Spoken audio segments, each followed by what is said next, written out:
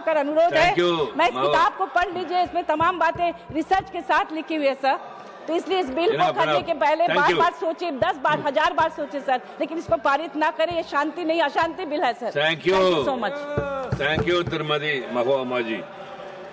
Honourable member Ghanshyam Tiwari ji. माननीय उपसभापति महोदय, मैं आज शांति बिल 2025 के लिए बोलने खड़ा हुआ हूँ। पहले तो मैं धन्यवाद दूंगा श्रीमान जयराम जी रमेश को, उन्होंने इसमें भाषण की शुरुआत करी और पूरा इतिहास बताया। और इतिहास के साथ साथ उन्होंने एक बहुत जोर की बात कही कि ये बिल जो लाते हैं, इन बिलों के नाम ऐसे रखते हैं कि नाम के कारण से लोगों को परेशानी होती। जैसे इस बिल का नाम शांति बिल रखा, पहले नारी शक्ति बंधन बिल आया तो उसका नाम लिखा, अब शिक्षा अधिष्ठान का नाम रखा, तो ये नाम रखा। और अब आगे जो बिल आ रहा है विकसित भारत जी राम जी आ रहा है, तो इसमें कोई परेशानी होने की जरूरत नहीं है।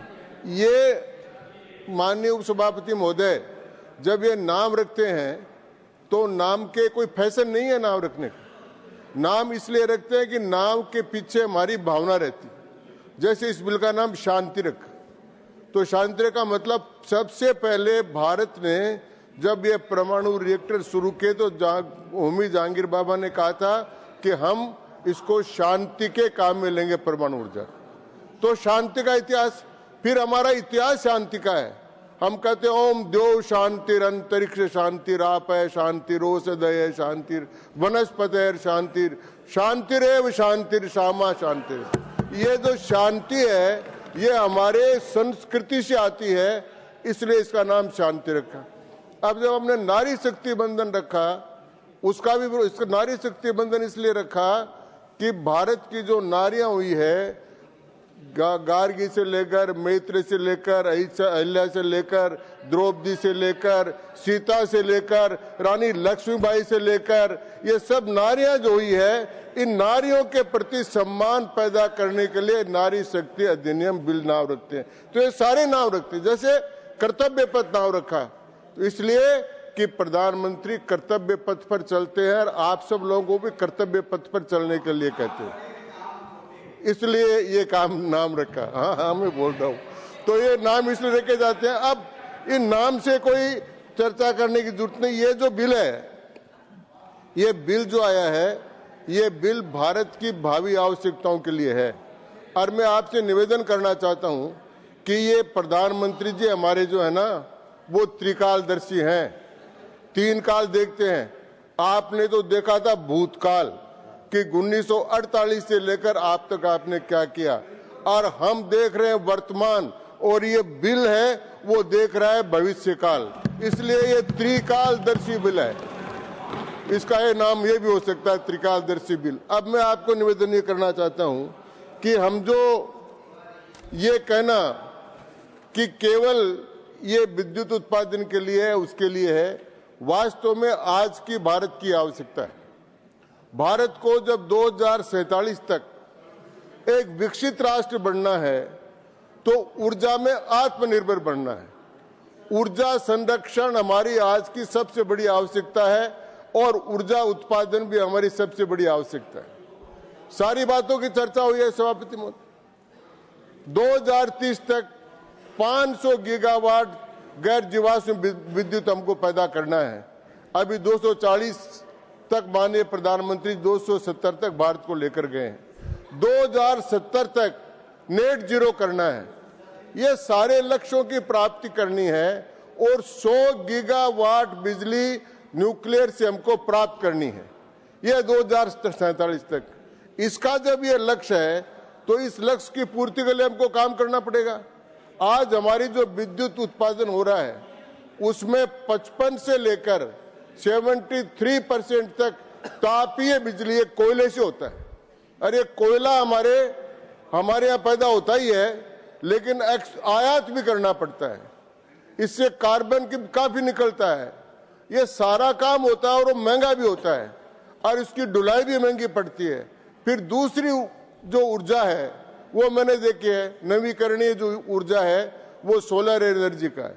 सोलर एनर्जी राजस्थान में बहुत हुआ है, बहुत पार्क लगे सोलर के, लेकिन सोलर एनर्जी में जितनी जमीन जाती है नीचे, वो जमीन बहुत जाती है। और दूसरा उसका एक कारण हो रहता है कि वो बरसात के समय में और रात के समय में वो पैदा नहीं होती, इसलिए उसकी निरंतरता नहीं रहती है। उसी प्रकार से विंड एनर्जी है, तो विंड एनर्जी में भी जब काम करते हैं तो विंड एनर्जी भी हमारी हवा चले हवा नहीं चले ये काम करती रहती है।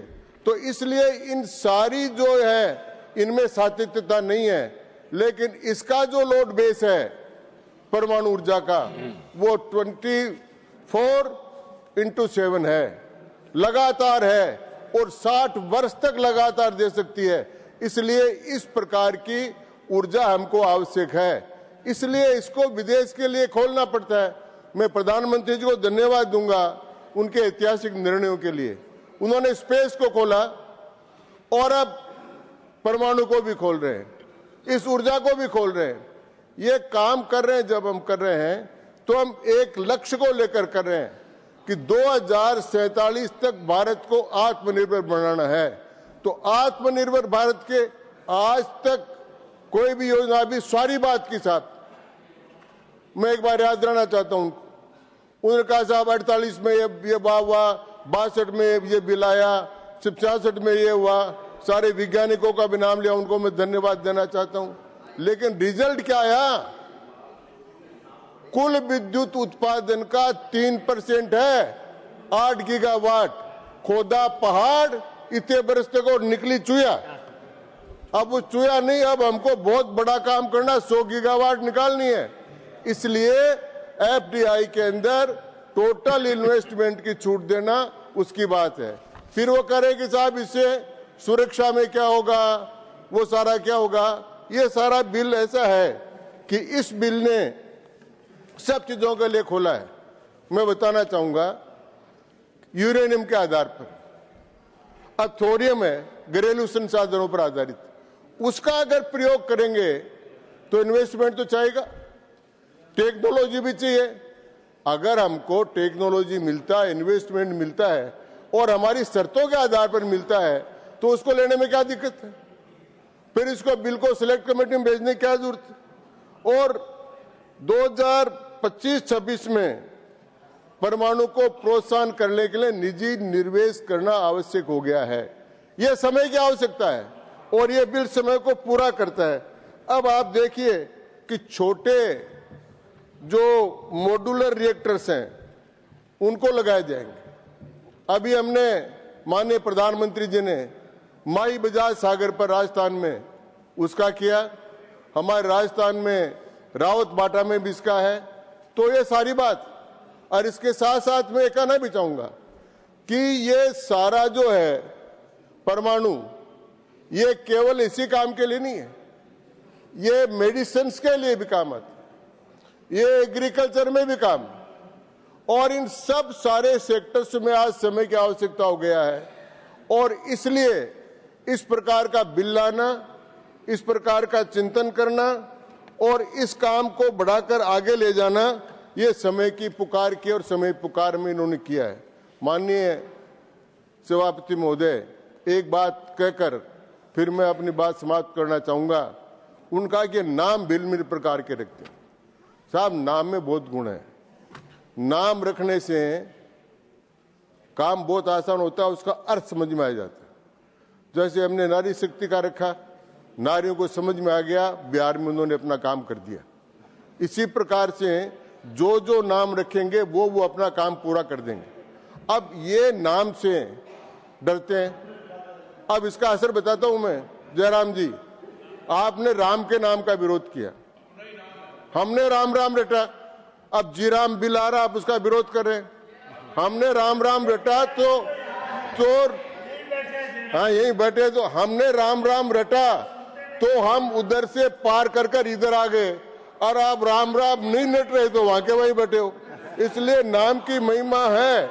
नाम अजामिल से खलकोटी, अपार नदी बूढ़ काढ़े, जो सुमरे गिर मेरु सिलाकत होत अजाकुर भारती बाटे। इसलिए ये नाम है शांति या जो भी नाम है वो सोच समझ कर रखे गए हैं और आप सबको भी शांति मिले, इसलिए ओम शांति शांति शांति। धन्यवाद। Thank you.